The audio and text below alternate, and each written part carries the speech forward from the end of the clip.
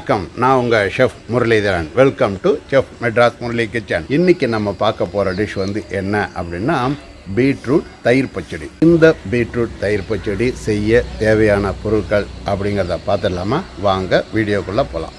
Beetroot 100 gram, சீரகம் சிறிதளவு, salt தேவையான அளவு, தேங்காய் சிறிதளவு, பச்சை மிளகாய் 1, தயிர் தேவையான அளவு. இப்போ பீட்ரூட்டை இந்த மாதிரி வேக வச்சுக்காங்க. ரொம்ப சின்ன சின்ன கட்டமாக வெட்டிட்டு கிள்ளி பார்த்தீங்க அப்படின்னா வெந்தா போதுமானது. இது வெந்த பிறகு நீங்கள் என்ன பண்ணணும், வடிகட்டிட்டு இந்த மாதிரி அரைச்சி வச்சுக்காங்க.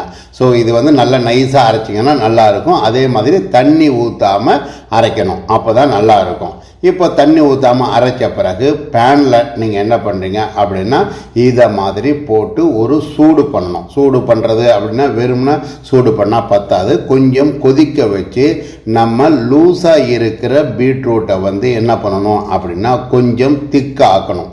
இந்த பீட்ரூட் பச்சடி, தயிர் பச்சடி அப்படிங்கிறது வந்து பார்த்தீங்க அப்படின்னா கேரளாவில் செய்யக்கூடிய தயிர் பச்சடி மாதிரி தான் நான் உங்களுக்கு செஞ்சு காட்டியிருக்கேன். இப்போ இது கெட்டியான பிறகு நாம் என்ன பண்ணோம், இதுக்கு நடுவில் தேங்காய், பச்சை மிளகாய், ஜீரகம் இதையும் நீங்கள் இந்த மாதிரி அரைச்சி வச்சுக்காங்க. நான் வந்து பீட்ரூட்டையும் அரைச்சிட்டேன், தேங்காய், பச்சை மிளகாய், ஜீரகத்தையும் அரைச்சிட்டேன். தயிர் வந்து நான் என்ன பண்ணுறேன், எனக்கு 100 கிராம் பீட்ரூட் அப்படிங்கிறனால நான் வந்து ஒரு 3 ஸ்பூன் அளவுக்கு கெட்டியான தயிர் எடுத்திருக்கேன். ஸோ தயிர் வந்து எவ்வளோக்கு எவ்வளோ கெட்டியாக இருக்கோ அப்போ நமக்கு நல்லா இருக்கும் தயிர் பச்சடி. இந்த 3 ஸ்பூன் தயிரோட அரைச்சி வச்ச தேங்காய், பச்சை மிளகாய், பீட்ரூட் இது எல்லாத்தையும் சேர்த்து பண்ணணும். ஒரு சில பேர் இந்த தேங்காய், பச்சை மிளகாவோட கொஞ்சம் கடுகு வச்சு அரைப்பாங்க, அது அவங்களுடைய விருப்பம். நான் இன்னைக்கு கடுகு வைக்காம தான் அரைச்சிருக்கேன். ஸோ இந்த பீட்ரூட் தயிர் பச்சடி அப்படிங்கிறது ஓணம் ஃபெஸ்டிவல் அப்படின்னும் போது செய்யக்கூடியது. ஸோ அப்போ தான் இது வந்து செய்வாங்க. சப்போஸ் நீங்கள் உங்கள் வீட்டில் வேணும்னா இதை எப்பயும் செஞ்சு நீங்கள் சாப்பிட்லாம், ரொம்ப நல்லா இருக்கும்.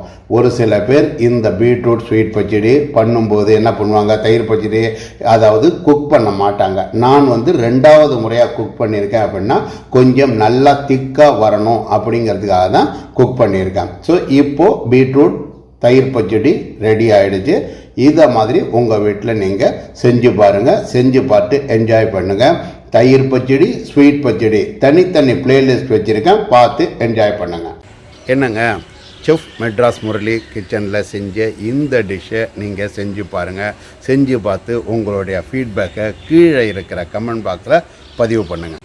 என்னங்க, இந்த வீடியோ பிடிச்சிருந்தது அப்படின்னா மறக்காமல் லைக் பண்ணுங்கள், ஷேர் பண்ணுங்கள், நம்ம சேனலை சப்ஸ்கிரைப் பண்ணுங்கள். இது மாதிரி சூப்பரான வேறு ஒரு டிஷ்ஷோட வேறு எபிசோடில் உங்களை சந்திக்கிறேன். அதுவரை உங்களிடமிருந்து விடைபெறுவது உங்கள் ஷெஃப் முரளிதரன். நன்றி, வணக்கம்.